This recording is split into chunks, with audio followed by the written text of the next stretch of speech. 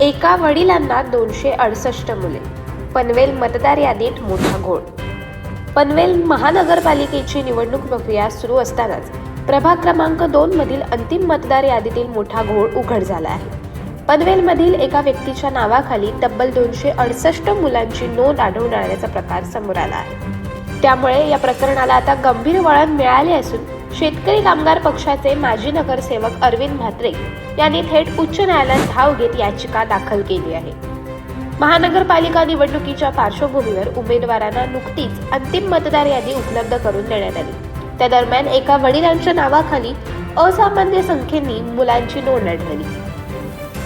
या संदर्भात शेकापचे माजी नगरसेवक अरविंद म्हात्रे यांनी उच्च न्यायालयात याचिका दाखल केली आहे. याचिकेत त्यांनी नमूद केले आहे की या 268 नावांपैकी बहुसंख्य तरुण हे उत्तर प्रदेश व मध्य प्रदेशातील असून संबंधित व्यक्ती प्रत्यक्षात पनवेलचे रहिवासी नाही. तरीही त्यांची नावे एकाच पत्त्यावर मतदार म्हणून नोंदवण्यात आल्याचा आरोप त्यात करण्यात आला आहे. त्यामुळे हा प्रकार केवळ प्रशासकीय चूक नसून आगामी पनवेल महानगरपालिका निवडणुकीवर प्रभाव टाकण्यासाठी जाणीवपूर्वक करण्यात आलेला गंभीर गैरप्रकार असल्याचा दावा देखील याचिकेत करण्यात आला आहे. या याचिकेद्वारे अरविंद म्हात्रे यांनी उच्च न्यायालयाकडे संबंधित मतदार यादीची तातडीने सखोल आणि निष्पक्ष चौकशी करण्याचे आदेश द्यावेत.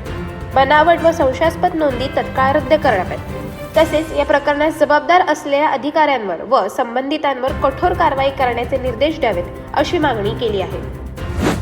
दरम्यान पनवेल महानगरपालिकेच्या प्रभाग क्रमांक 14 मधील अंतिम मतदार यादीतून पूर्वक्षणी 1400 मतदारांची नावे वगळण्याचा धक्कादायक प्रकार समोर आला आहे. निवडणुकीच्या तोंडावरच असा प्रकार उघडकीस आल्याने पनवेलमध्ये राजकीय वातावरण तापले असून मतदार यादीसारख्या महत्त्वाच्या प्रक्रियेवर प्रशासनाचा कितपत ताबा आहे याबाबत नागरिकांमध्ये तीव्र चर्चा सुरू आहे. त्यामुळे दोषींवर कारवाई होते का याकडे पनवेलकरांचे लक्ष लागले आहे. अशाच अनेक घटना आणि बातम्या जाणून घेण्यासाठी सबस्क्राईब करा आमचं यूट्यूब चॅनल केव्ही न्यूज आणि इन्स्टा पेज कृषीवल न्यूजला फॉलो करा.